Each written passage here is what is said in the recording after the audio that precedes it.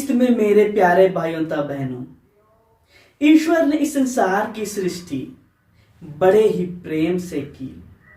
उसने हम मानव को अपने प्रतिरूप बनाया। या ईश्वर के प्रेम को दर्शाता है कि वह हमें कितना प्यार करता है, कि वह हमारा कितना ख्याल रखता है। लेकिन हम अपने पापों के कारण, अपने कमजोरियों के कारण प्रभु को बहुत दुख देते हैं, प्रभु के विरुद्ध हो जाते हैं। जब हम लोग दुख तकलीफ में होते हैं तो प्रभु को बहुत ही दुख का अनुभव होता है और वह हम सबों के मार्गदर्शन के लिए समय समय पर मार्गदर्शकों को भेजते हैं। आज के सुसमाचार में हम लोग कुछ इस प्रकार की घटना को पाते हैं। एक भूमिधर अपने भूमि पट्टे पर असामियों को देते हैं, लेकिन जब फसल वसूल करने का समय होता है तो उस समय वह अपने नौकरों को भेजते हैं। असामी लोग उन नौकरों को मारते पीटते हैं, किसी की हत्या कर देते हैं। उसके बाद वह भूमिधर उससे भी अधिक नौकरों को भेजता है।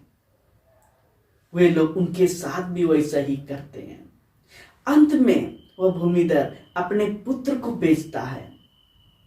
वह सोचता है कि वे लोग मेरे पुत्र का सम्मान करेंगे, उनका स्वागत करेंगे।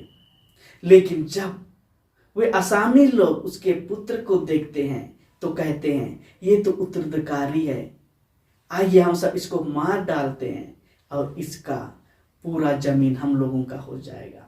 जी हाँ मेरे प्यारे भाइयों तथा बहनों, हम सबों के जीवन में भी कुछ इस प्रकार की घटनाओं को देखते हैं। जब हम लोग बाइबल पर मनन चिंतन करते हैं तो हम लोग पुराने व्यवस्थान में पाते हैं कि प्रभु अपनी चुनी हुई प्रजा के मार्गदर्शन के लिए नबियों, न्यायकर्ताओं, राजाओं को भेजते हैं। लेकिन वे लोग उनको नहीं पहचानते हैं, उनके विरुद्ध बुनबुनाते हैं, उनको त्याग देते हैं। और अंत में ईश्वर अपने प्रिय पुत्र प्रभु यीशु को भेजते हैं और वे लोग भी उनके साथ वैसा ही करते हैं, उनके विरुद्ध बुनबुनाते हैं, उनको त्याग देते हैं और उसको क्रूस देते हैं। और इस प्रकार से प्रभु यीशु हम सबों के लिए क्रूस पर अपने आप को अर्पित कर देते हैं।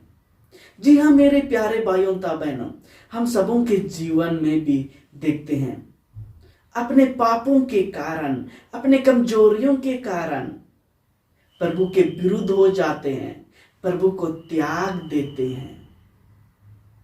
आइए ख्रिस्त में मेरे प्यारे भाइयों तथा बहनों, हम सब अपने आप को पूर्ण रूप से प्रभु को समर्पित करें, प्रभु की सेवा में लगे रहें, भला कार्य करें।